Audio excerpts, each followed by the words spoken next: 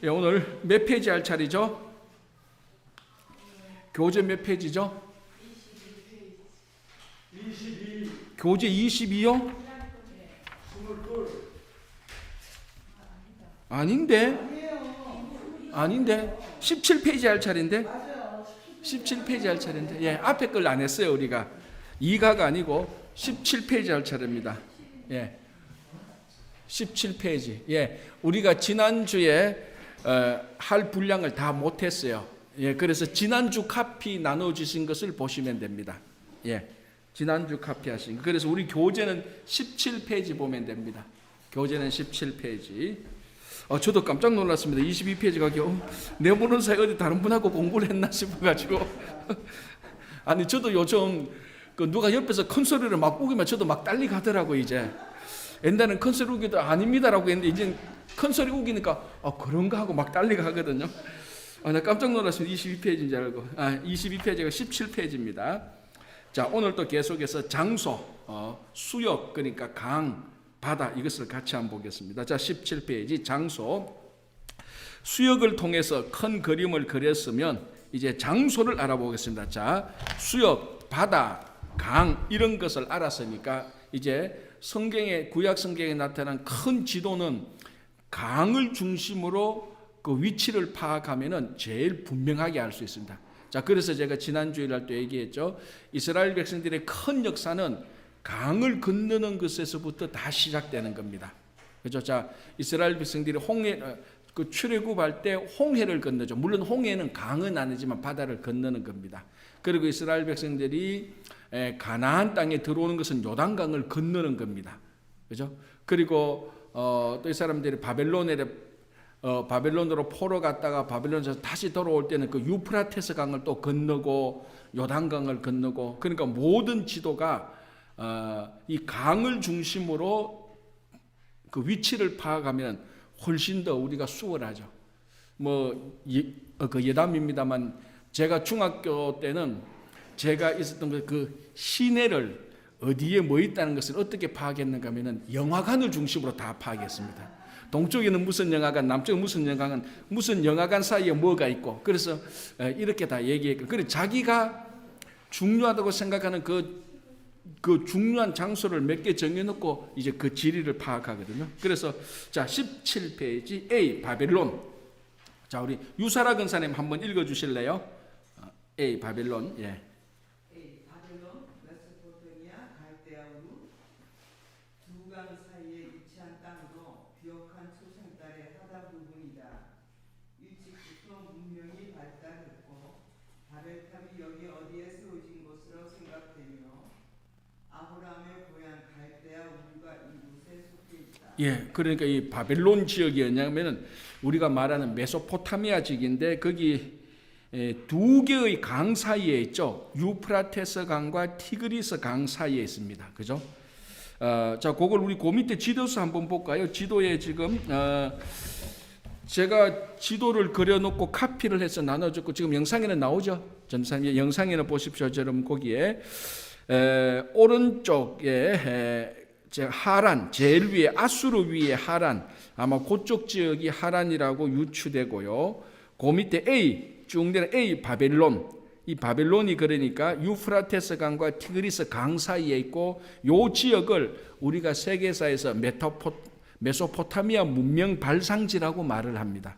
자, 요쪽이 아랫분 부분이 바벨론이고요. 그리고 성경에 우리 창세기 11장에 나오는 바벨탑 사건도 아마 이 지역의 어느 곳에서 일어났던 사건으로 유추하고 있는 것입니다. 그래서 이 지역이 비옥한 초생딸 지역이라고 우리가 말을 하죠. 아주 여러분 생각해 보십시오. 큰 강 사이에 있는 땅이니까 얼마나 그게 그 땅이 비옥하겠습니까? 그죠? 자, 고려가 되어 있는데 제가 또 약간 더 추가를 했습니다. 우리 교재에 A 바벨론 했고 제가 또 그 위에 아수르라고 이렇게 좀 표를 했습니다. 그러니까 바벨론은 유프라테스 강, 티그리스 강 하류 쪽이고 아수르 제국은 상류 쪽으로 보면 됩니다. 그러니까 아수르가 훨씬 더 북쪽에 있죠. 자, 그리고 그 갈대아 우르는 우리 지도에 A 바벨론 했는 데에서 약간 그러니까 약간 그 11시 방향으로 있는 쪽, 그쪽이 아마 그 지역이 갈대아 우르라고 추정됩니다. 갈대아 우르는 아브라함의 고향이죠. 그래서 제가 지난주에도 말씀한 것처럼 그 갈대아 우르에서 출발해서 저 위쪽 하란을 거쳐서 가나안으로 들어오는 것이 아브라함의 경로입니다. 가나안으로 오는 거고요. 그리고 이제 제가 좀 참고로 아수르 제국의 아수르하고 니느웨를 제가 표시해 놨죠. 그죠? 동그라미로. 그러니까 아수르 제국의 아수르라는 지역이 있고 그 위에 니느웨라는 지역인데 티그리스 강 쪽에 좀 치우쳐 있죠. 자, 유프라테스 티그리스 강은 강이 두 개로 가서 나중에 페르시아만에 들어가기 전에 합쳐집니다. 그죠? 합쳐지는데 왼쪽에 있는 것이 유프라테스 강이고 오른쪽에 있는 것이 티그리스 강입니다. 그러니까 니느웨는 티그리스 강에 좀 가까운 도시로 이렇게 보면 되죠. 자, 요거하고 같이 맞물려서 한번 보겠습니다. 자, B 한번 보겠습니다. 일단 읽고 제가 또 얘기해. B 그러면은 송금림 권사님 한번 읽어주실래요? 가나안, 이스라엘, 팔레스타인, 지중해와 갈릴리, 요단강 사이에 위치한 이 땅은 가나안 원주민의 땅에서 여호수아 시대에는 이스라엘 언약의 민족의 땅으로 그리고 로마 황제에 의해 팔레스타인 브레셋의 땅으로 이름이 변해온 땅이다. 자, 일단 바벨론은 지역이 유프라테스 강과 티그리스 강 사이에 있는 땅, 거기에 하단 부분이고 가나안은 지중해와 갈릴리 요단 그 사이에 끼인 지역이죠. 맞죠? 예. 그러니까 지금 이 장소가 전부 다 강을 중심으로 지역을 지금 우리가 공부를 하고 있거든요. 그래서 가나안은 어디냐 이렇게 말하면은 대해 또는 지중해와 갈릴리 요단강 사해 거기 다 이어지니까 그죠? 다 이어지는 그 중간 지점을 그 중간 지역을 가나안이다. 자, 이제 이 가나안 지역이 지금의 이스라엘 지역입니다. 이게 바로 지금의 이스라엘 지역이고 이제 여호수아 때에 이스라엘이라고 불렸고 원래는 가나안 지역이죠. 왜 가나안 지역이었습니까? 왜 가나안이라고 부르죠? 가나안 족속이 살았기 때문에 그런 거예요. 그러니까 가나안 족속이 그러니까 6족속 또는 7족속이 거기 살고 있는데 그 중에 제일 중요한 족속이 가나안 족속입니다. 원래 가나안은 땅 이름이기 전에 족속 이름입니다. 족속. 아말렉 족속 뭐 이렇게 블레셋 족속처럼 그 가나안에 가장 많이 살고 있었던 주 족속이 가나안 족속. 그래서 그것을 가나안 땅이라고 이렇게 보통 얘기를 하는데 이게 여호수아 때는 이스라엘로 이름이 불려지고 이제 로마 황제 때는 팔레스타인이라고 불려졌다가 오늘날에는 다시 이스라엘 지역으로 불려지기도 하고 그 한쪽에 팔레스타인이 살고 있는 그 지역 팔레스타인 그 지역은 여전히 또 팔레스타인이라고 오늘날 불려지고 있는 거죠. 자, 그래서 이제 가나안 땅을 받고 3. 이집트. 예. 이미옥 집사님 한번 읽어주실래요? 이집트 애굽 나일강 주변에 아주 오래된 문명의 땅이다. 예, 자 지도에서 C 보시기 바랍니다. 저쪽 왼쪽 그죠 하반부인데 C 이집트에 거기에 쫙 그 밑에서 보면은 줄 하나가 쭉 올라오다가 삼각주 그죠 삼각형 모양으로 나오죠. 그래서 이 삼각형 모양을 이제 삼각주라 말하는데 이게 바로 나일강입니다. 그러니까 나일강에서 흘러 들어가서 이게 지중해하고 연결되는 거죠. 그러니까 나일강에서 흘러가서 이 강물이 지중해로 들어가는 겁니다. 그러니까 이집트 또는 이제 애굽이라고 말을 하죠. 제가 전에도 말씀드린 게 저는 사실 중고등학교 때까지만 해도 애굽이 이집트하고 같은 나라인 줄 몰랐어요, 사실은. 이 성경이 처음에 중고등학교 때 교회 다니니까 이런 것들이 너무 어렵더라고요.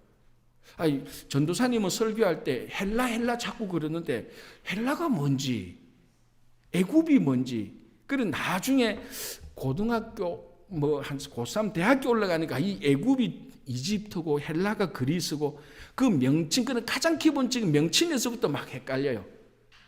자, 여러분들은 안 헷갈리죠, 그죠? 그런데 처음 교회에 온 사람들은 이거부터 헷갈리는 거예요. 이거부터 그 애굽 자. 예를 들어서 제가 설교할 때 우리가 출애굽할 때 이집트에서 백성들이 왔습니다. 이집트에서 백성들이 나왔습니다. 그러면 우리는 다 알아듣는데 처음 온 사람은 출애굽이 왜 이집트에서 나와? 헷갈린다. 왜 애굽이 이집트인지 잘 모르기 때문에. 그래 이런 것부터 이제 실제로 공부해 보면 우리가 놓친 것들이 나오는 겁니다. 그죠? 이집트, 애굽은 나일강을 중심으로 된 건데 제가 지난 여러분 옛날에 세계사 시간에 배웠다시피 세계 4대 문명, 4대 문명 가운데 2개 문명이 성경에 나오는 겁니다. 나일강 그리고 메소포타미아 나일 문명하고 그리고 여기 뭡니까? 메소포타미아 문명. 나머지 2개는 황하 문명하고 겐지즈강 문명인데 그거는 성경에 안 나옵니다. 그러니까 4대 문명 가운데 구약 성경에 나오는 2개 문명이 성경에 나오는 거죠. 그러니까 애굽에서 메소포타미아. 그러니까 이게 역사적으로 볼 때 아주 중요한, 그러니까 여러분 잘 한번 보십시오. 그는 크게 보면요, 지도를 크게 보면은 가나안이 2 문명 사이에 있는 겁니다. 크게 보면 그죠? 그러니까 이 지도를 볼 때 이 가나안 약속의 땅, 그 이스라엘 땅은 동쪽에는 메소포타미아 문명이 있고 크게 보면은 남쪽에는 죄송합니다. 서쪽이라고 볼 수 있죠. 서쪽에는 사실 서남쪽에는 애굽 문명이 있는 거예요. 나일 문명. 그러니까 가나안 문명을 두고 양쪽에 나일 문명과 메소포타미아 문명 2개 문명이 있는데 이 2개 문명의 발상지가 전부 다 이스라엘을 다 식민지한 사람들입니다. 그죠? 자, 이 가나안이 애굽에서 400년 또는 430년 동안 종살이했죠. 그리고 자, 이게 애굽 문명한 그 나일 문명이잖아요. 그리고 나중에는 메소포타미아 문명 그곳에 가서 바벨론 포로가 되어서 70년간 포로 생활한다. 그러니까 여러분들이 이걸 공부하면서 성경을 이렇게 볼 줄 알아야 된다. 전체적으로. 그리고 보십시오. 이 가나안 하나를 두고 세계 4개 문명 가운데 2개 문명이 이스라엘을 다 종살이 시켰던 사람들이요. 그러면은 우리가 신앙의 역사로 보는 게 아니고 일반 역사로 본다면은 거대한 메소포타미아 문명, 거대한 나일 문명이 이스라엘 사람들을 아주 세상 속된 말로 하면 가지고 놓은 겁니다. 그 중간에 끼었다고. 그러니까 문명사적으로 문화사적으로 볼 때 가나안은 아무것도 아니에요. 아무것도 아니에요. 4대 문명 가운데 2개 문명 중간에 끼었는데, 그런데 이 아무것도 아닌 이 이스라엘이 가장 위대하게 된 것은 유일신 하나님을 섬기고 하나님이 주신 율법을 받고, 그러니까 정말 진짜 미천한 존재라고. 그래서 이렇게 우리가 알 수 있고, 자 그러면 또 하나 우리가 알 수 있는 게 약간 진짜 제가 약간 좀 부연 설명을 하면은 요 가나안의 위치를 한번 보시죠. 지금 우리 장소를 보는데 로케이션을 보면은 이 가나안 이스라엘을 두고 3개 대륙이 만나요. 자, 동쪽으로는 아시아죠, 그죠? 메소포타미아 쪽은 전부 다 아시아잖아요. 가면은. 그리고 이쪽에 가나안 아래쪽 그 이집트 쪽으로 쭉 가면 어느 대륙입니까? 몰라요. 아프리카 대륙이잖아요. 아프리카. 이쪽이 다 아프리카. 이집트 내려가면 이쪽이 다 아프리카 지역이에요. 자, 그럼 가나안에서 위쪽으로 올라가서 서쪽으로 가면은 유럽을 만나게 되는 겁니다. 그러니까 유럽, 아시아, 아프리카 3개 대륙이 만나는 그 중간에 딱 있는 나라가 뭐냐 하면은 이스라엘인 거예요. 로케이션이 끝내주는 거예요, 진짜로. 진짜 로케이션이 지구를 딱 보면 여기에 점 찍으니까 3개 대륙이 이쪽을 다 만나는 거예요. 이쪽에서 아시아로도 갈 수 있고 유럽으로도 갈 수 있고 아프리카로도 갈 수 있는 지역이 이스라엘 가나안 지역입니다. 그리고 서쪽에는 그 지중해가 있죠. 그래서 급하면은 그 지중으로 배 타고 유럽이나 아프리카로 갈 수 있는 거예요. 얼마나 지역이 좋은지. 그래서 하나님께서 갈대아 우르에 있는 아브라함을 인도해서 가장 전략적 요충지 여기에 딱 해놨습니다. 왜 이 로케이션이 중요할까요? 왜 이 세 대륙이 만나는 이 로케이션, 이 지역이 왜 그렇게 중요할까요? 여기에 왜? 그렇죠. 그거는 이제 그거는 신약적으로 말을 하는 거고, 맞아요. 진짜 아주 중요한, 구약적으로 말하면 어떻게 말할 수 있을까요? 그거 반대로 생각하면 돼요. 복음이 번져나가는 게 아니고 구약에는 사람들이 이쪽에 다 모이도록 하는 거죠. 그래서 제가 새벽기도 때 늘 구약에는 사람을 모으는 거고 신약에는 사람을 보내는 거라 그랬잖아요. 계속해서. 이걸 무슨 사람을 모으는 걸 무슨 성교? 구심점.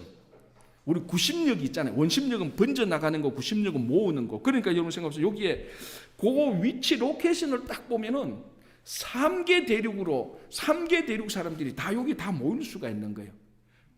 원래 하나님이 의도했던 건 요거예요.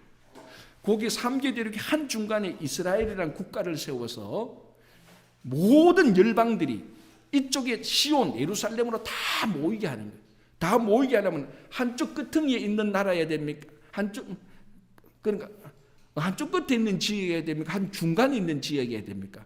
한 중간에 있는 지역입니다. 그런데 지도를 가만히 보면 한 중간에, 물론 이 지도만 보면 한 중간에 가나안에서 오른쪽으로 가야 되지만 세계 지도를 펴놓고 아시아, 아프리카 그리고 유럽을 딱 보면은 요 이스라엘이 딱 한 중간이에요.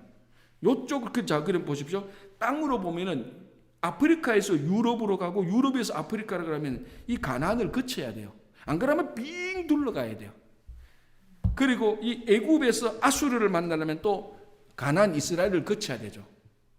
요거를 차단하려고 하다가 죽은 왕이 있어요. 누구요? 그게 요시아예요. 자, 애굽이 아수르하고 같이 손을 잡으려고 그랬잖아요. 근데 요시아 왕은 아수르를 싫어했거든. 왜 싫어했을까요? 아수르가 북이스라엘을 무너뜨린 그 나라이기 때문에, 그래도 자기 형제를 무너뜨린 나라이기 때문에 이 요시아는 아수르를 싫어했어요. 그런데 자 지도를 보십시오. 아수르하고 이집트를 보십시오. 그 중간에 어디가 있습니까? 이스라엘이 있잖아요. 그러니까 이집트의 왕이 아수르하고 연합하려고 이 가나안 땅 이쪽을 좀 지나가자라고 말을 하는 거예요. 그래서 요시아 왕이 안 된다라고 말을 하는 거예요. 아수르 싫으니까. 그래서 그걸 막다가 머깃도 평야, 그게 아마겟돈의 그 원천이 되는 지역이에요. 그 머깃도 평야에서 요시아 왕이 죽어요. 그게 원천이 되어서 나중에 요한계시록의 아마겟돈 전쟁에 바로 거기서 나오는 겁니다. 그러니까 요 지도를 보면은 이집트하고 아수르하고 만나려면은 이스라엘을 통과해야 되는데 그 길목을 요시아가 차단하다가 잘못 차단하다가 죽어버린 거예요. 그러니까 이 지도가 얼마나 중요한지 모릅니다. 그래서 제가 가끔 구약 성경을 할 때는 꼭 지도 얘기를 해야 되는데 여러분들은 그래도 좀 아는데 새신자는 모르니까 제가 계속해서 반복해서 막 손짓하게 하면서 아수르가 여기 있고 애굽이 여기 있고 중간에 있는데 제가 그렇게 하는 거예요. 그래서 여러분들이 이런 걸 알면은 제가 훨씬 더 쉽게 설교도 할 수 있는 거죠. 자, 그래서 가나안이 이만큼 중요한 지형적인 위치가 있는 거예요. 자, 이집트 받고 네 번째 아수르. 예, 김수정 장로님 읽을 수 있습니까? 예, 한번 읽어주실래요? 예. 아수르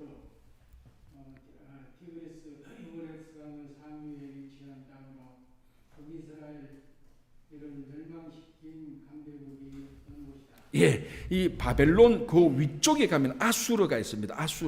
아수르가 이제 유프라테스 강, 티그리스 유프라테스 상류에 위치하고, 쉽게 보면 이렇게 됩니다. 유프라테스 강, 티그리스 강의 상류에 있는 나라는 아수르, 하류에 있는 나라는 바벨론, 이렇게 봅니다. 그래서 이 두 강이 뭉쳐서 어디로 흘러갑니까? 그게 페르시아만으로 흘러가게 되는 거죠. 그렇죠? 그래서 이 아수르도 이제 저 북쪽에 있다가, 그래서 우리가 신약 성경을 보면 북이스라엘에 대해서 멸망을 예언할 때 북방에서 군사들이 쳐들어온다 그럴 땐 전부 다 아수르 군사를 말하는 거예요. 다 지역이 다 이 북쪽에서 오는 사람들이거든요. 그죠? 그래서 아수르라고 얘기하고, 현재는 이 아수르 지역이 아수르와 바벨론 큰 지역, 이 현재의 아수르하고 바벨론 지역 큰 지역이 지금의 지도로 보면 어느 나라겠습니까? 이게 이라크예요. 이라크. 지금 이라크. 그리고 자, 그 밑에 이에 페르시아 있죠. 페르시아는 그 유프라테스 강, 티그리스 강 동쪽에 있습니다. 좀 아래쪽 동쪽. 이쪽은 지금은 어느 지역입니까? 이란이죠. 그렇죠. 그러니까 그러니까 성경에 말하는 바사, 페르시아는 이란이고 바벨론은 이라크예요. 지금 또 이란, 이라크는 사이가 아주 안 좋습니다. 이런 역사적인 배경도 그렇고 이슬람 쪽의 수니파, 시아파 관계도 그렇고, 그래서 이란, 이라크가 아주 안 좋아요. 그래서 이 지도를 보면은 페르시아, 바사는 이란이고 바벨론 그리고 아수르까지 합해서 그거는 이라크입니다. 그렇게 보면은 우리가 알 수 있고요. 자, 페르시아 한번 보겠습니다. 페르시아. 이덕산 장로 한번 읽어 주실래요? 예. 구약 성경에 나오는 마지막 초강대국으로 바벨론을 멸망시킨 나라이던 것이다. 페르시아만의 동쪽에 위치하고 있다. 지금의 이란이다. 예, 지금이 이란이죠. 그죠? 거기 이제 우리 이에 페르시아에도 화살표했죠. 그러니까 동쪽, 티그리스 강의 동쪽 이 지역을 이 지역을 쫙 펴면 지금 이란이 있는 이런 데가 있으니까 그래서 페르시아만의 동쪽에 위치하고 있는 나라다. 자, 이렇게 해서 이제 수역을 중심으로 큰 강을 중심으로 크게 지도를 봤습니다. 자, 이제 문제를 내겠습니다. 한번 맞춰보시기 바랍니다. 유프라테스 강, 티그리스 강 상류에 있는 나라 아수르. 유프라테스 강, 티그리스 또는 메소포타미아 문명 하류에 있는 나라 바벨론. 그렇죠. 바벨론, 그죠? 하류 쪽에 있으니까 여기 지금 A에 해당되는 거죠. 자, 그러면 이제 어떤 한 강이 남쪽에서 흘러와서 지중해로 흘러갑니다. 이 강은 무슨 강? 나일강. 그 삼각지에서 지중해로 흘러가죠. 자, 그러면은 이제 갈릴리 바다, 갈릴리 호수, 요단강, 사해 서쪽에 있는 땅은 무슨 땅? 아니, 서쪽. 다시.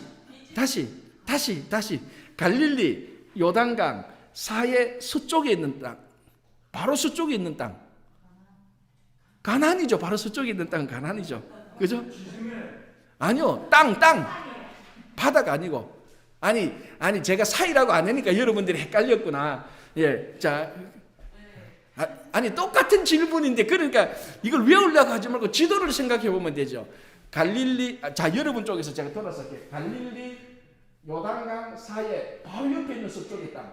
갈릴리, 가나안, 죄송합니다. 가나안. 거기에 바로 그 바다가 지중해죠. 그죠? 예. 자, 그러면 이제 중요한 거 공부 다 했습니다. 크게 이제 봤고, 자, 페이지를 넘기도록 하겠습니다. 자, 이스라엘 지리 한번 또 보겠습니다. 자, 이게 좀 어떻게 보면 어떻게 지리적 감각이 없는 사람들한테는 되게 어려울 수가 있어요. 저는 기본적으로 지도 보는 걸 좋아해요. 저는 어디 가서 그 지도 펴놓고 여기 어디 있거나 이걸 보는 거 좋아하기 때문에 지도 나오면 반가워요. 근데 어떤 사람은 지도 보는 게 되게 힘든 사람이 있어요. 사람마다 다르잖아, 그죠? 지도 보기 되게 힘든 사람은 이런 거 하면 막 굉장히 머리가 아프대요. 감이 안 돼, 방향 감각이 안 돼. 자, 어쨌든 자, 이스라엘 지리. 자, 이스라엘 지리에서 중요한 수역 이제 우리 공부했습니다. 지중해. 자, 지중해 동쪽 땅은 어느 땅? 또 헷갈리. 지중해 동쪽 땅. 가나안. 그래 외우려 하지 말고 그 지도를 지중해가 여기 있는데 동쪽 땅은 가나안 땅이지. 그죠? 자, 그러면 갈릴리 바다 있죠. 자, 갈릴리 바다는 사실 갈릴리 호수입니다. 사실은 호수인데 이 사람들이 그걸 바다라고 하죠. 그죠? 자, 그럼 갈릴리 바다하고 이어지는 강은 무슨 강? 요단강. 그렇죠. 그럼 요단강하고 이어지는 밑에 사실 이것도 바다는 아닌데 호수죠. 무슨 호수? 그 사해 호수. 그렇죠. 예, 맞죠. 자, 그러면 이제 여기서 수역 다 했죠. 지중해, 갈릴리 바다, 요단강 사이인데요. 자, 그 밑에 학습 지도를 보시기 바랍니다. 1, 2, 3, 4. 자, 번호를 보십시오. 다 나와 있죠. 1, 그죠? 지중해. 2, 여기 갈릴리 바다 있죠? 번호에. 3, 요단강. 4, 사해. 그죠? 이제 이거 계속 보면 보입니다. 자, 이제 지역. 요건 이제 그 가나안 이스라엘 땅에 있는 중요한 장소를 우리가 좀 이제 공부를 해야 되는데 요게 이제 약간 앞에 거보다 약간 더 복잡한데 그래도 이름이 우리하고 너무 익숙하기 때문에 우리가 쉬워요. 자, 예루살렘 너무 쉽죠, 그죠? 자, A가 예루살렘이 자 어디 있습니까? A 찾았죠? 여리고하고 비슷한 라인에 있죠? 아, 여리고를 못 찾는구나 그러면은. 여리고는 예루살렘 비슷한 데 있죠. 저기 사해 위쪽에 여리고 있잖아, 그죠? 그 왼쪽에 예루살렘이 있죠. 그는 예루살렘은 전체적으로 좀 남쪽에 있습니다, 그죠? 자, 그게 예루살렘인데, 자, 그 밑에 설명이 이렇게 됐습니다. 예루살렘 뜻은 평화의 도시입니다. 여기 살렘의 단어에 원래 어디서 나온 단어죠? 살렘이 샬롬입니다. 샬롬. 예루살렘이 살렘이 샬롬에서 나온 점. 그래서 샬롬, 평화, 평강. 그래서 예루살렘은 평화의 도시인데 원래는 이 이름이 예루살렘이 아니었어요. 원래 이름이 뭐였을까요? 성경 공부 설교할 때도 많이 했는데 여부스 지역이에요. 원래 여부스 사람이 살고 있었던 지역이 여기에 여부스. 그런데 가나안 정복 때 여호수아가 들어가서 정복을 하면서 여호수아가 가나안 땅을 다 정복했습니까? 못했습니까? 다 못했죠. 완벽하게. 그 중에 못한 땅 중에 하나가 여부스 그 지역을 정복을 못했어요. 여부스 사람이 살고 있다고 해서 그것을 여부스인데 그쪽을 정복을 못했어요. 언제 정복합니까? 다윗이 왕 되면서 그 여부스를 정복해요. 그래서 이름을 바꿔요. 예루살렘으로 이름을 바꿉니다. 그래서 그 예루살렘이 지금의 예루살렘이라는 이름을 가지고 있는 바로 그 지역입니다. 그러니까 원래는 여부스 사람, 이방인, 하긴 이쪽은 다 이방 사람들이 살고 있었죠. 여부스 사람이 살고 있는 땅을 여호수아가 정복하지 못한 것을 다윗이 정복해서 예루살렘으로 이름을 바꾸고 그것이 남유다. 때는 그 단일 왕국 할 때는 이스라엘 전체, 분열 왕국 될 때는 남유다의 수도가 되는 거죠. 지금 또 이스라엘의 가장 유명한 지역 예루살렘이 되는 것입니다. 그죠? 자, 이제 사마리아 보겠습니다. 거기 A에서 북쪽으로 약간 올라가면 세겜 위에 B 사마리아 있죠. 그죠? 사마리아. 자, 이 사마리아는 자, 읽어 볼게요. 북이스라엘의 수도로 아합의 아버지 오므리에 의해서 수도가 되는 겁니다. 자, 이 오므리라는 사람이 세상적으로 보면 굉장히 뛰어난 왕이에요, 사실은. 세상적으로 보면은 땅도 많이 차지하고 오므리 왕조를 만드는 겁니다. 그래서 이 오므리 밑에 아버지가 밑에 아들이 바로 아합이에요. 그죠? 이때 오므리가 오므리 왕조를 구축하면서 북이스라엘의 수도를 사마리아를 수도로 정하게 되는 겁니다. 그죠? 그래서 북이스라엘의 그러니까 이게 분열 왕국 이야기죠, 맞죠? 이제 좀 감이 잡히죠. 훨씬 더 낫죠, 그죠? 지금 분열 왕국 때는 남유다, 북이스라엘 이렇게 말하는데 그는 분열 왕국 때 남유다의 수도는 예루살렘, 북이스라엘의 수도는 사마리아. 그러면은 예루살렘은 누가 정했습니까? 다윗. 그렇죠. 북이스라엘의 수도 사마리아는 누가 정했습니까? 오므리. 그럼요. 이제 이런 거 알면 어마어마하게 여러분들이 많이 아는 거예요. 그래서 누가 예수 믿는 다른 교회 권사님한테 야, 북이스라엘 수도가 사마리아인데 오므리가 만드는 거 아냐? 그럼 이미 기가 죽어가 여러분들한테 더 이상 성경 얘기 못할 겁니다. 이거 엄청나게 많이 하는 거예요. 그럼 저도 한마디 더 하죠. 남쪽은 아냐? 그러면 아는데도 헷갈려 버려요. 이미 북쪽을 모르기 때문에 남쪽도 모르는 것이 헷갈려. 그러면 야, 남쪽은 예루살렘 아니야? 그래, 예루살렘이라고 대답하면 또 하나 더 묻죠. 원래 네 그 땅 어느 땅인 줄 아나? 이제 모르는 거죠, 모르는 거. 여부스 족속 땅이야. 그러면 와, 네 어디서 성경 공부했노? 그러면은 친구 교회 수요 성경 공부했다. 이제 이렇게 말하는 거죠. 그래, 여러분 이 책이 이런 부분에서는 참 좋아요, 쉽게, 그죠? 자, 이제 C 가버나움으로 올라갔습니다. 이 가버나움이 굉장히 중요한 도시예요. 신약에 올라가면은. 그렇죠. 예수님의 사역을 크게 초기와 말기로 나누는데 초기는 전부 다 갈릴리에서 사역을 하셨어요. 그리고 남쪽으로 내려와서 예루살렘에서 사역하잖아요. 그러니까 갈릴리 호수 중심으로 사역을 하는데 거기서 호수가에 있는 도시가 가버나움입니다. 여기도 지도를 보면 어디 있는가 하면은 갈릴리 호수의 동쪽에 있습니다. 케이프나움이라고 말하는데 성지수를 내려가면 이 지역을 반드시 가게 됩니다. 케이프나움, 예수님께서 사역하신 지역이라고 해서. 그래서 거기서 보면 갈릴리 바닷가를 한 바퀴 뺑 돌아보면은 거기 가버나움이 바로 그 있는 그 장소입니다. 자, C 보겠습니다. 가버나움, 예수님이 주로 사역을 하던 갈릴리 북부의 어업 도시다. 사실은 서쪽, 북서쪽이라고 볼 수 있죠. 갈릴리의 북서쪽에 있는 도시인데, 자, 지금 이래 놓고 여러분들이 눈 감고 한번 딱 그려봐야 됩니다. 요거. 자, D 나사렛. 예수님이 성장하신 곳으로 갈릴리 남서쪽에 있는데, 요거는 나사렛은 어업도시, 바다도시가 아닙니다. 바다도시가 아닌데, 요 나사렛은 예수님 자는 여기가 이제 요 나사렛에서, 나사렛 올라가면, 지금 또 그 나사렛에 가면은 여러분 이거 알죠? 우리 누가복음에 나올 겁니다. 누가복음에 나오면 예수님께서 나사렛에서 말씀을 전하는데 사람들이 예수님을 나사렛에 가서 밀어서 골짜기로 떨어뜨리려고 했던 적이 있죠. 기억납니까? 그때 예수님이 사람 사이로 쑥 뚫고 이렇게 나와버려요. 그때 그 밀려고 했던 그 지역이 또 성지순례 가면은 또 우리 갈 때 했나요? 내가 그 앞에 가서 했나? 이제 거기서 보면은 일단 나사렛 그쪽에서 보면은 밑에 큰 이게 보입니다. 광야가 보여요. 광야가 아니고 평야가 보입니다. 그 평야가 머깃도 평야입니다. 거기서 보면은 다볼산이 다 보이고, 이제 예수님의 첫 번째 갈릴리, 죄송합니다. 그 물로 포도주를 만든 곳 어디? 가나도 저쪽에 보이게 하고, 이제 거기서 보면은 지중해는 안 보이는데 지중해에서 오는 바람이 그까지는 다가와요. 그 지역이 바로 나사렛입니다. 그죠? 그쪽은 좀 더 갈릴리 바다 남서쪽이죠, 그죠? 남서쪽 나사렛. 자, 이제 이 보겠습니다. 여리고, 이 아주 유명한 이제 여리고죠. 자, 여리고가 뭐로 유명합니까? 예?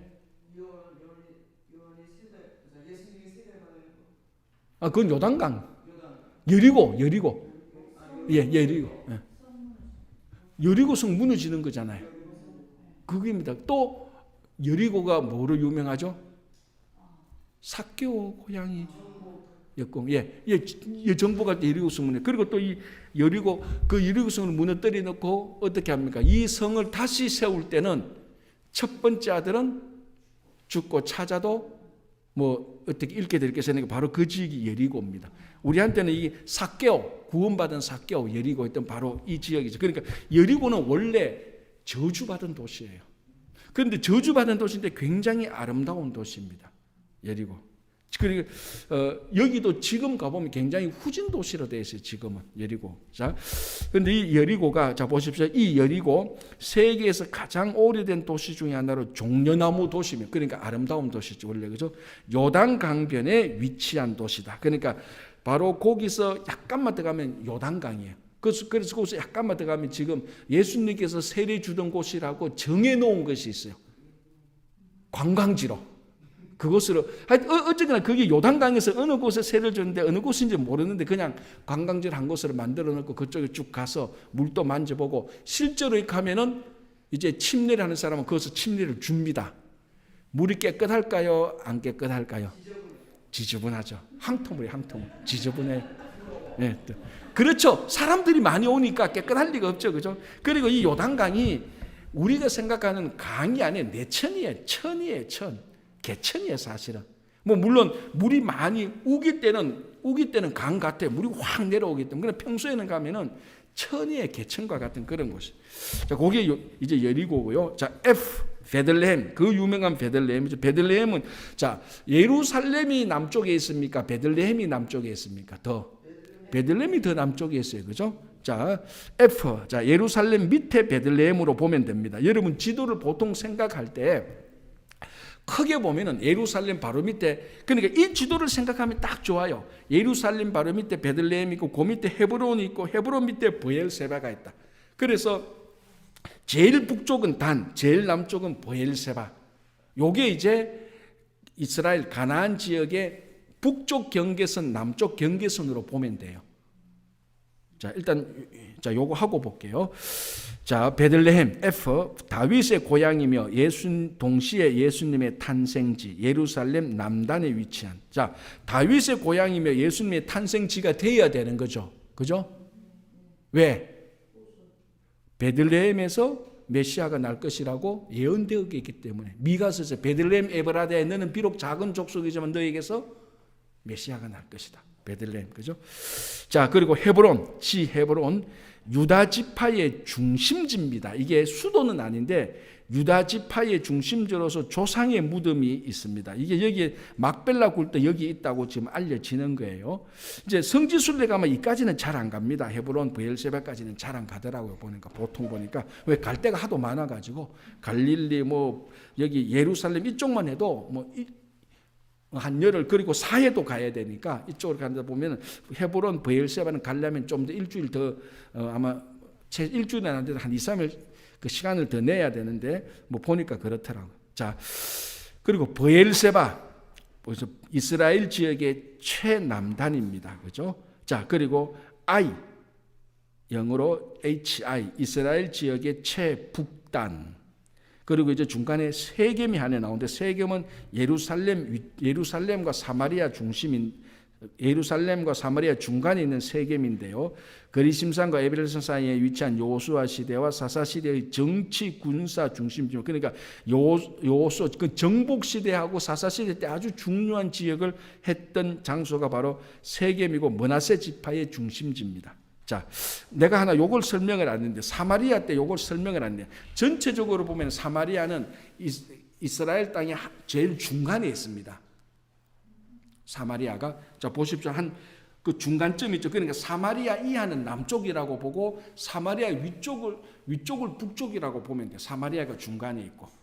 자, 그런데 이 사마리아가 중간에 있으니까 이 사마리아가 또 옛날에 구약이 어떻게 되는 거야? 아수르가 북이스라엘을 정복하잖아요. 북이스라엘의 수도가 어디였다고요? 아까 사마리아죠. 그래서 아수르가 북이스라엘을 정복하고 사마리아 그 수도에 아수르 군사들을 많이 데리고 와서 사마리아 여인과 결혼을 시킵니다. 그래서 유다 사람들이 생각할 때는 사마리아 사람은 우리말로 하면은 더럽혀진 피의 사람이라고 생각해요. 순수 혈통이 아니잖아요. 그래서 경건한 유대인은 사마리아를 아예 들어가지도 않습니다. 그래서 남쪽에서 북쪽, 북쪽에서 남쪽 여행하다 보면 사마리아를 거쳐야 되죠. 중간에 있는 지역이니까. 그런데 경건한 사람은 사마리아가 더러운 땅이라고 해서 삥 둘러서 가버리는 겁니다. 그게 많이 나오잖아요. 우리 그 복음서에 보면. 그런데 예수님은 의도적으로 사마리아로 들어갑니다. 의도적으로. 사마리아도 하나님의 땅이고 사마리아 백성도 하나님의 백성에서 알려주기 위해서. 그래서 이 사마리아가 중간에 있고 사마리아 밑에 자 보십시오. 사마리아 밑에 바로 세겜 그 밑에 예루살렘, 베들레헴, 헤브론, 브엘세바는 전부 다 남쪽에 있는 도시. 그리고 이제 나사렛, 뭐 가버나움 이쪽은 다 북쪽에 있는 도시. 이렇게 우리가 보는 겁니다. 자, 아까 제가 말씀드리다가 말았던 거. 그럼 가나안 땅은 어디서부터 어디까지가 가나안 땅이냐? 이제 그걸 이제 우리가 경계를 정해야 되잖아요, 그죠? 그러니까 우리 경계해줄 때는 동서남북으로 경계잖아요. 그럼 가나안 땅의 동쪽은 어디가 경계입니까? 다 공부했잖아요. 갈릴리 요단강 사이 이쪽이 동쪽의 경계선이에요. 그럼 서쪽의 경계선은 지중해 바닷가 그게 서쪽 경계선이죠. 뭐 자연적으로 나오잖아요. 자, 그러면 이제 북쪽은 어디서부터가 이스라엘인가? 단. 여기 있는 단. 예. 여기서부터 가나안이라고 봅니다. 일반적. 그리고 남쪽은 그러면 어디까지가 이스라엘입니까? 브엘세바까지. 그래서 여러분 내가 그걸 찾아올 걸 그랬네. 못 찾아왔네. 여러분 성경을 보면은 단에서 브엘세바까지라는 말이 나와요. 그건 이스라엘의 북쪽에서 남쪽까지 전체를 아우르는 말입니다. 그게 바로 이 지도에서 이게 그 같은 말입니다. 그렇죠? 네. 단이 제일 북쪽 그리고 브엘세바인데 이 단은 미안합니다. 자꾸 성지순례에서 성지순례하면 이 단에 올라가요. 단 쪽에 그쪽에서부터 이제 다 그쪽에 이제 헐몬산이 있고 한 그쪽에서부터 이 단이 또 전통적으로 우상 섬기는 유명한 도시예요. 그러니까 이제 이제 거기서 이제 헐몬이 있어서 내려오는 그 갈릴리로 들어가는 그 물이 아주 맑게 처음으로 그 내려오는 지역이 있습니다. 그쪽이 바로 단입니다. 단. 그래서 예수님께서 이쪽 지역으로 가면서 제자들에게 물어봅니다. 너희는 나를 누구라고 하느냐? 라고 할 때 예수님께서 베드로가 주는 그리스도 살아계신 하나님의 아들의 배경이 바로 이쪽 근처가 되는 겁니다. 자, 이렇게 해서 18페이지를 이제 봅니다. 이제 약간 좀 헷갈리죠? 왜? 그 지역이, 그 가나안에 있는 지역이 몇 개 나오니까. 자, 한중간에 있는 지역, 한중간에 있는 지역 우리가 뭐라고 본다고요? 중간에 있는, 아니, 남북으로 볼 때 그래 사마리아. 그래 사마리아 밑에 뭐가 있죠? 세겜. 세겜 밑에 예루살렘. 예루살렘 밑에 베들레헴. 베들레헴 밑에 헤브론. 헤브론 밑에 브엘세바. 그래서 사마리아 바로 위에 있는 쪽은 나사렛을 우리가 봤죠. 물론 여기도 또 여러 도시들이 많이 있습니다. 중요한 도시. 그래서 일단은 우리 요거는 나사렛. 그리고 갈릴리에 접해져 있는 아주 유명한 도시 가버나움. 그렇죠, 그죠? 예, 요것만 알아도 어마어마하게 많이 아는 거예요. 자, 19페이지 한번 보겠습니다. 이제는 분위기가 싹 바뀌어서 장소가 아니고 기후, 날씨 이거를 한번 보겠습니다. 이것도 굉장히 중요합니다. 자, 성지의 기후. 자, 김태학 원사님 그 앞부분 한번 읽어주실래요? 성지의 기후. 애국과 달리 아주 작은 나라이면서도 복잡한 기후를 가지고 있다. 그리고 기후 자체가 하나님의 은혜로 살아가는 땅이라는 메시지를 전해주고 있는 땅이다. 예, 요 이스라엘은 진짜 옛날 어른들 표현을 말하면은 땅은 조막대 같아요. 그렇잖아요. 이스라엘 땅 뭐 얼마나 큽니까? 얼마나 애굽하고 비교하면 진짜 조막대 같은 땅이죠. 그런데 조막대 같은 땅인데 날씨가 기후가 굉장히 복잡해요. 굉장히 복잡. 예를 들어서 기후하고 이런 것들을 보는데 이제 기후가 제일 중요한 기후는 두 가지죠. 비가 오느냐 안 오느냐, 햇빛이 있느냐 없느냐. 그게 기후의 제일 중요한 거잖아요. 그러니까 이제 그 조그만 나라에 우기와 건기가 따로 있고 이제 날씨 그리고 바람도 동풍 이런 것들이 다 따로 있습니다. 그러니까 이게 그 조그만 땅인데 기후가 아주 복잡하고 그때의 그 기후가 되어야 농사가 제대로 됐고 1년 동안 먹고 살아요. 자, 예를 들어서 자, 또 우리 한번 보겠습니다. 애굽을 생각해 봅시다. 애굽은 무엇 때문에 먹고 삽니까? 나일강 때문에 먹고 살았어요. 근데 나일강이 기후의 영향을 안 받습니다. 언제나 나일강은 강에 물이 펑펑펑 흐르고 있었어요. 그래서 애굽에 사는 사람은 물 걱정 안 합니다. 비 걱정 안 해요. 왜? 나일강에서 엄청나게 많은 물이 있으니까. 자, 다시 메소포타미아 보면 바벨론, 아수르 그쪽을 봅시다. 거기도 유프라테스 강, 티그리스 강이 있기 때문에 물 걱정 안 합니다. 엄청난 강이 있으니까. 그리고 그 땅은 또 땅도 넓어요. 애굽이 엄청나게 넓고 바벨론, 아수르 다 엄청나게 넓죠. 그러니까 이 중간에 가나안 이스라엘을 두고 동쪽 서쪽에 애굽과 바벨론이 있는데 하나 부러울 것이 없는 천혜의 좋은 지역에 있는 땅들이에요. 문명이 발달되고 강이 있고.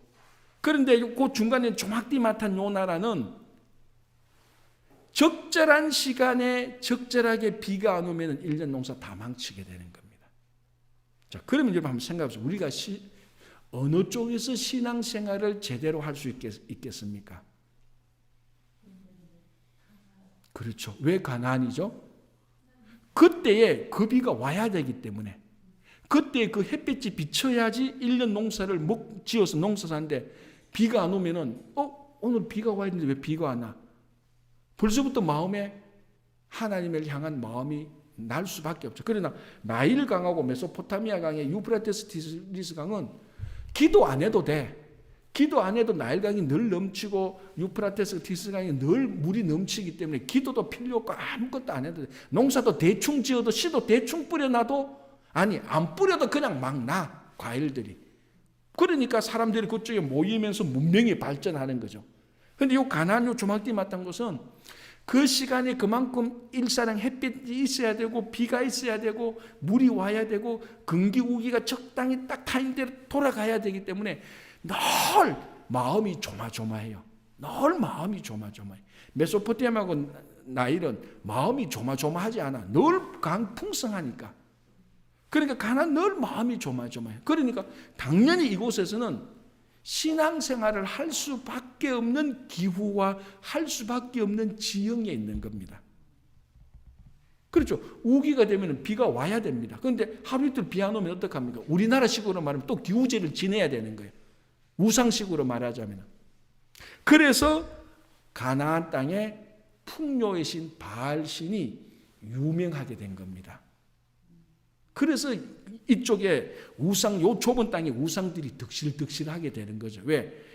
그때에 비가 안 오면 망하니까 비신이 생기고 바람신이 생기고 태양신이 다 생기는 거예요. 그 모든 신들을 풍요롭게 하는 신이 바알신. 그래서 가나안 땅에 들어가서 이스라엘 백성들이 바알신을 안 섬길래야 안 섬길 수 없는 그 형편에 있는 거예요. 사실은 어떻게 보면. 그런데 이곳에 하나님께서 이스라엘 아브라함을 그곳에 정착시키고 그 자손들을 통하여서 그곳에서 너희들이 바알을 섬길래 하나님을 섬길래 신앙의 도전이 오는 거예요. 그러니까 나일강에 있으면은 우리는 바알도 싫고 하나님도 싫다 해도 괜찮아요. 그거 뭐 강이 있으니까. 물론 또 그것도 그 나름대로 또 풍요로우니까 풍요로운 대로 또 우상이 또 생기긴 생겨요. 그러나 생존을 걸고 날씨와 관련돼서 다른 어떤 지역보다 이쪽에는 그때에 그런 일이 일어나야 돼. 그때 햇빛이 나고 바람이 불고 비가 불어야 되면 더 어떤 신들에게 매달릴 수밖에 없는 그 환경이 딱 갖춰지고 있는 겁니다. 그걸 이제 우리가 한번 보겠습니다. 자, 1. 제가 한번 읽어볼게요. 우기와 금기. 자, 대한민국은 계절을 어떻게 구분하죠? 그렇죠. 봄, 여름, 가을, 겨울로 구분하죠. 그런데 지구상의 많은 나라를 여행해 보면 봄, 여름, 가을, 겨울로 요걸로 사계절로 날씨를 구분하는 나라는 사실은 많지 않아요. 우리가 한국에서 살다 보니까 그런데 훨씬 더 많이 우기와 금기로 구분해요. 비가 오는 때, 비가 안 오는 때. 선교지를 실제 가보면은 우리는 봄, 여름, 가을, 겨울인데 우리가 선교사님한테 다 선교사님한테 선교사님 그 여름인데 어때요? 그러면 선교사님 여름 개념이 여기는 우기입니다. 이렇게 말해요. 그러니까 날씨를 보는 관점이 우리는 봄, 여름, 가을, 겨울인데 이스라엘은 우기, 금기로 보는 겁니다. 그러니까 우리가 성경을 보려면 이 개념부터 확실히 들어가 있어야 구약을 봐야 훨씬 더 이스라엘 백성들이 하늘의 비를 위해서 기도했던 마음이 더 오는 거예요. 우리는 봄에도 비 오고 우리는 사시사철 다 비가 와요. 우리 우기 금기가 없잖아요. 봄에도 비 오고 여름, 가을, 겨울 다 비 옵니다. 물론 겨울에 비 올 때 날씨가 추우면 그게 눈이 돼서 그렇지. 그런데 이스라엘은 우기와 금기로 나누는 겁니다. 우리처럼 계절 감각이 완전히 다른 거예요. 이걸 사실은 굉장히 이게 중요해요. 이걸 알아야 구약 성경을 제대로 알 수 있는 거예요. 그러니까. 그죠? 그래서 우기와 금기로 나누는데, 자, 우기는 그러면 언제부터 언제까지니까? 우리나라 보통 달력은 11월부터 3월까지가 비교적 비가 자주 내리며 먹구름이 하늘을 뒤덮고 있다. 이 우기에, 그리고 이게 뭐 우리나라 말하면 가을이잖아요. 이때 파종하고 농사를 짓는다. 그런데 이게 우리한테는 가을이지만 그쪽에는 또 우기니까 우리가 겨울이라고 해서 또 이 날씨는 또 달라요. 자, 금기는 5월부터 9월까지 금기인데 이때는 비가 안 오기 때문에 모든 수목이 막 타 죽는 거예요. 그래서 이제 요때에 물이 필요하니까 요때 물을 저장해 놓은 장소가, 자, 그 밑에 3번 비 보십시오. 비에 세모 하나, 둘, 셋, 4개 보십시오. 네 번째 비의 이용 있죠? 비의 이용, 농사에 그대로 이용하기도 하지만 웅덩이를 파서 빗물을 저축하기도 한다. 왜? 우기 때는 비가 너무 와서 넘치고 금기 때는 비가 안 오니까 우기 때 온 빗물을 받아서 저장해 놓는 거예요. 땅을 파서 거기에 뭐 우리말로 하면 시멘트를, 우리 식으로 하면 시멘트를, 땅을 파서 시멘트를 발라놓고 물을 저장해 놓는 거예요. 그걸 특별하게 시스턴이라고 말을 하는 겁니다. 그래서 예레미야 때 너희들이 물을 담지 못하는 웅덩이를 팠구나라고 말하는 거예요. 이게 시스턴을 만들었는데 물을 담으려고 웅덩이를 만들어 놨는데 헛짓을 한 거예요. 웅덩이를 만들었는데 비 받아보니까 그 비를 받으니까 이 비가 웅덩이 땅속으로 다 스며들어서 하나도 웅덩이가 다 비를 저장하지 못해. 그런데 너희들이 물을 담지 못하는 웅덩이를 받고 나고 바로 이 시스텐을 말하는 겁니다. 이 시스텐이 어디에서 나 우기 근기를 또 알아야 되는 거죠. 그죠? 그래서 그러면은 5월부터 4월 달하고 10월 달은 뭐냐? 4월 달은 시절 4월 달고 4월 10월은 환절기입니다. 우기에서 근기로 근기에서 우기로 바뀌는데 우리나라 말로 하면 봄과 가을 요때가 날씨가 제일 좋아요, 사실. 그래서 성지순례는 4월 달에 가는 거예요. 그래서 비도 안 오고 뜨겁지도 않고 그때가 제일 움직이기가 좋은 거예요. 이제 5월, 6월 가면 막 뜨거워요. 또 그 앞에 가면 또 비가 와서 날씨가 우중충해가지고 밖에 잘 못 나가요. 그래서 4월이 좋을 때고 또 4월 달에 가면 주로 예수님의 십자가 고난 주간하고 부활절이 겹치는 게 4월 달이잖아요. 그래서 그 고난 주간에 성지순례를 하는 아주 그 절묘한 타이밍이 맞아요.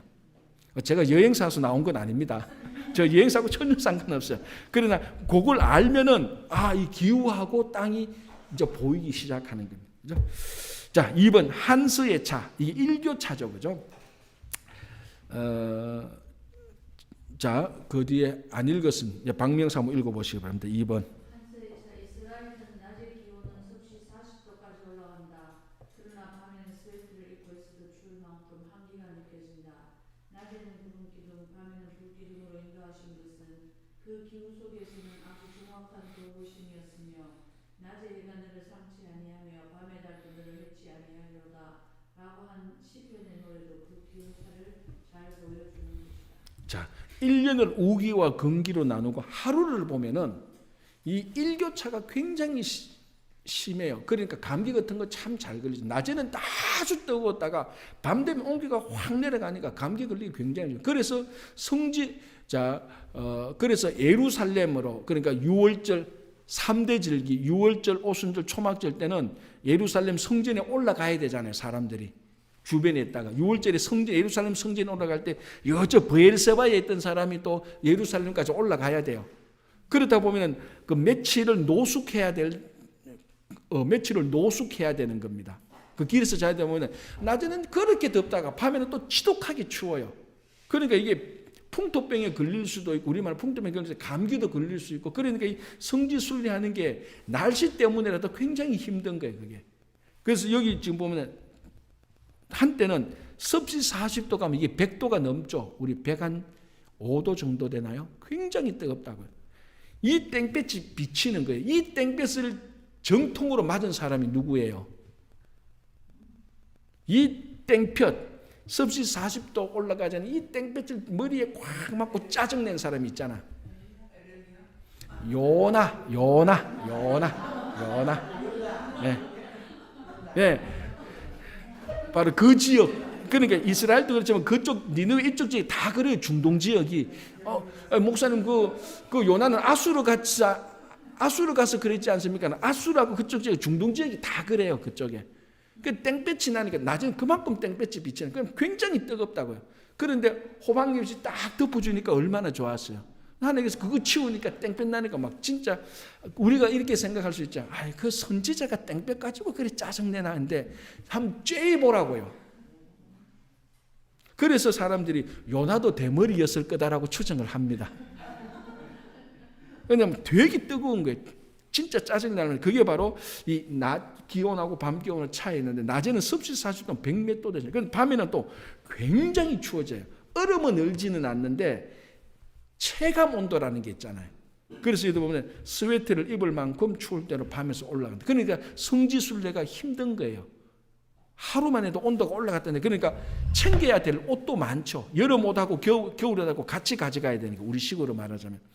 그래서 이스라엘에는 율법적으로 법적으로 어떤 규정이 있는가? 네가 아무리 가난한 사람들에게서 겉옷을 담보받았다 할지라도 밤에는 줘야 된다고 말해요. 왜? 이 겉옷이 뭡니까? 이불 역할을 하거든요. 이불 역할을. 그러니까 가난한 사람이 추운데 밤에 온도가 확 내려가기 때문에 이불을 덮어야 하는데 이불이 없어, 가난하니까. 겉옷이 이불인데 그걸 네가 저당해서 안 주면 안 된다는 거예요. 그걸 줘야 된다는 거예요. 그게 다 그런 배경이 다 일교차가 심하기 때문에 나오는.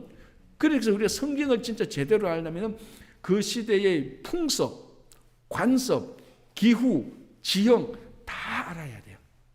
뭐 완벽하게 알지 못하면 요 성경 탐구 40일에 나온 것만 하고 저하고 같이 공부만 해도 성경 볼 때 훨씬 더 차이 납니다. 자, 그래서 여기도 잘 나와 있죠. 그래서 낮에는 구름 기둥, 밤에는 불 기둥인 거예요.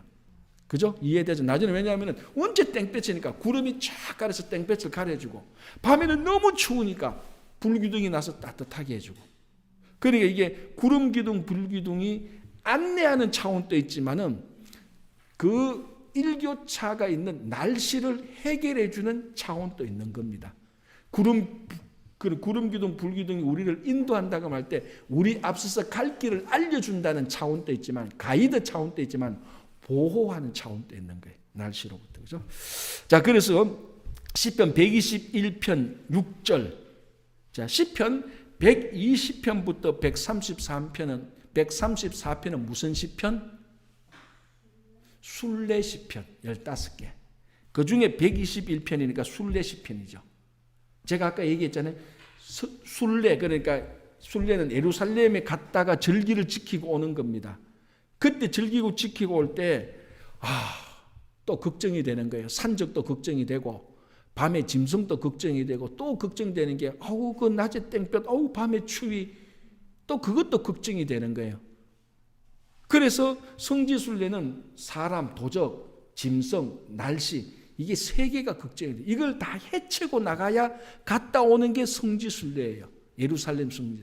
그래서 예루살렘을 순례하는 것은 한 일생을 사는 것에 비유합니다. 그러니까 그 도적들로부터 하나님께서 성지순례를 보호하고, 짐승, 날씨로부터 보호하는. 그래서 그 날씨로부터 보호하는 게 시편 121편. 낮에 해가 너를 상치 아니하며, 낮에 해, 땡볕이 너를 뜨겁게 하지도 않고, 밤의 달도 너무 추워서 너를 해치지 않을 것이다. 그래서 이게 순례 시편에 나오는 게 바로, 그래서 121편에 이런 노래가 나오는 겁니다. 그게 일교차, 한스의 차가 있기 때문에 이런 말씀이 나오는 거예요. 그렇죠? 자, 그런데 우리처럼 여름에 낮에도 덥고 밤에도 덥고 하고, 아니면은 우리 봄에 뭐 낮 온도나 밤 온도나 별 차이 없는데 낮에 해와 밤에 달이 너를 해치지 않겠다 그러면은 그만큼 실감이 덜 나는 거죠. 일교차가 우리는 안심하기 때문에. 그죠? 자, 비. 아까 앞에서 말했죠. 우기와 근기 말했는 게 이제 다시 한번 더 적당하게 더 잘 설명됩니다. 이런 비. 자, 유사라 근사님 한번 읽어 주실래요?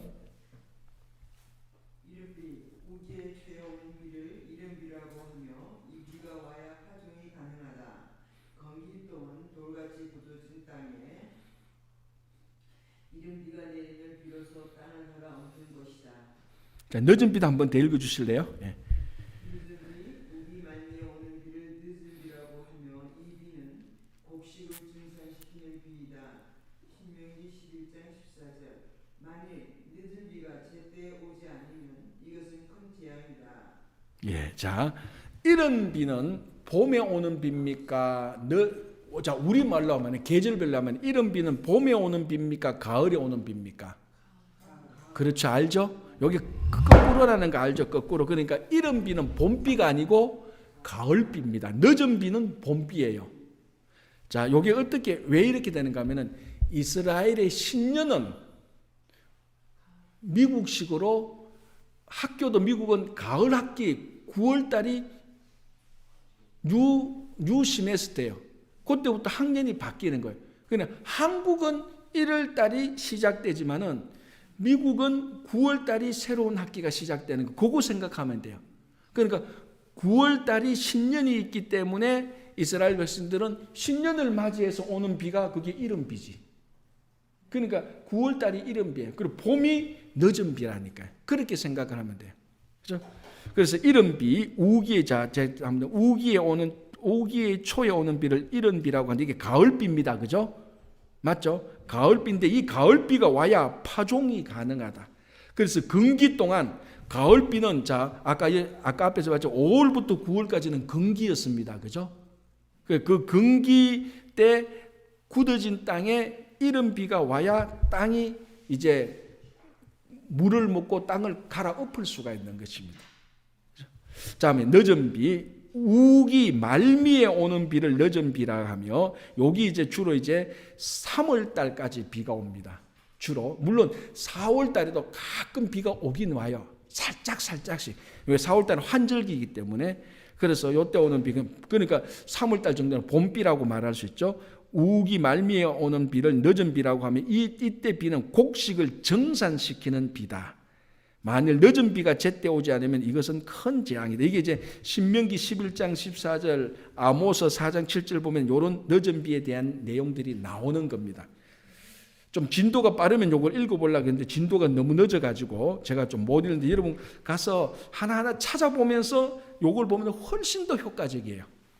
자, 비가 내리는 유형, 이슬비, 소낙비, 폭우, 장마비 등 여러 유형의 비가 내리면 때로는 엄청난 폭우가 왔을 때 순간적으로 홍수가 나기도 한다. 자, 이걸 비유로 든 게 예수님께서 산상수훈할 때 마지막 비가 날 때 모래 위에 지은 집은 금방 무너지고 반석 위에 지은 집이어야 든든하다라고, 그때 할 때 이제 폭우가 올 때, 그때 요 비가 바로 폭우가 얘기를 하는 겁니다. 자, 비의 이용, 농사에 그대로 이용하기도 하지만 웅덩이를 파서 빗물을 저축하기도 한다. 여기에 예레미야 2장 14절, 너희가 물을 담지 못하는 웅덩이를 팠구나, 헛수고했구나, 이 말입니다. 하나님 섬기지 않고 우상을 섬기는 것을 비유한 겁니다.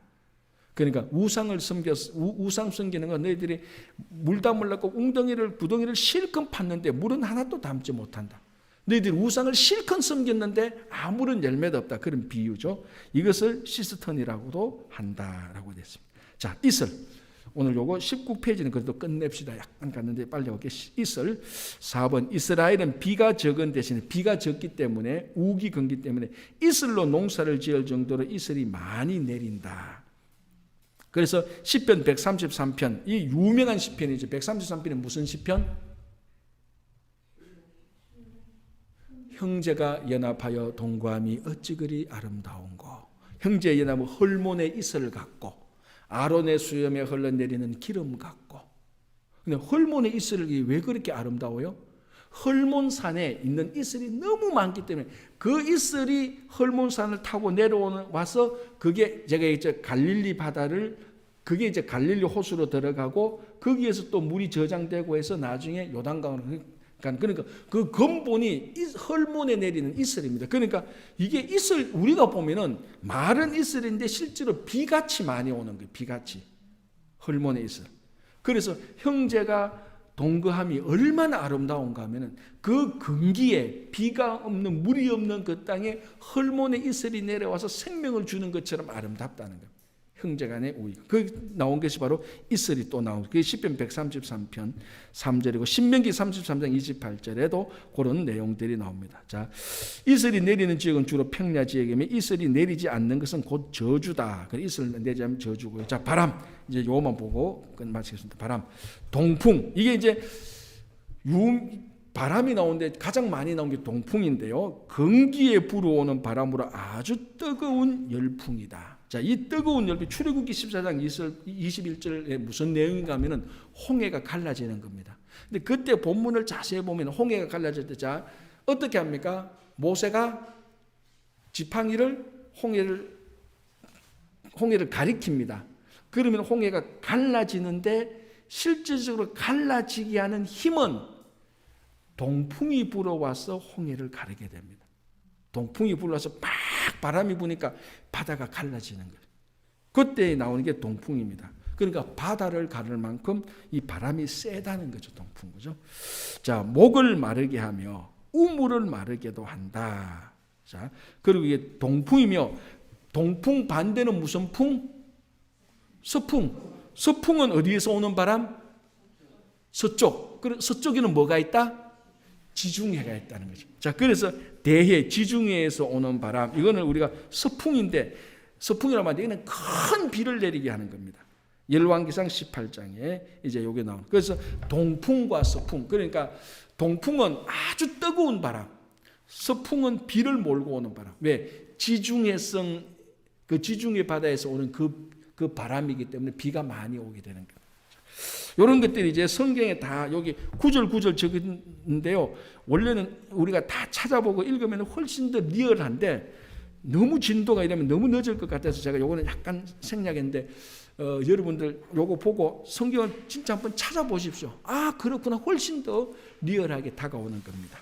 자, 뭐 진도 빨리 나가는 게 중요한 게 아니고 공부 많이 하는 게 중요한 거니까 요까지만 하겠습니다.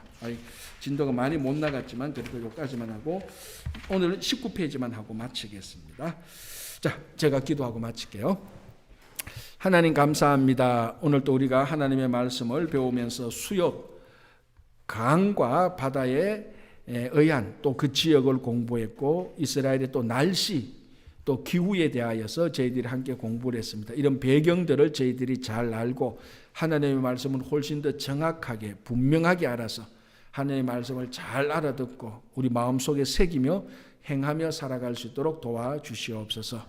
하나님을 아는 지식이 없어서 망하는 그런 나라가 되지 않고 그런 우리가 되지 않고 하나님의 지식을 많이 알아서 아는 것에만 머무는 게 아니고 행함으로 가정과 교회와 일터와 이 우리가 사는 이민사회를 더 풍성하게 할 수 있도록 도와주시옵소서. 예수님 이름으로 기도합니다. 아멘.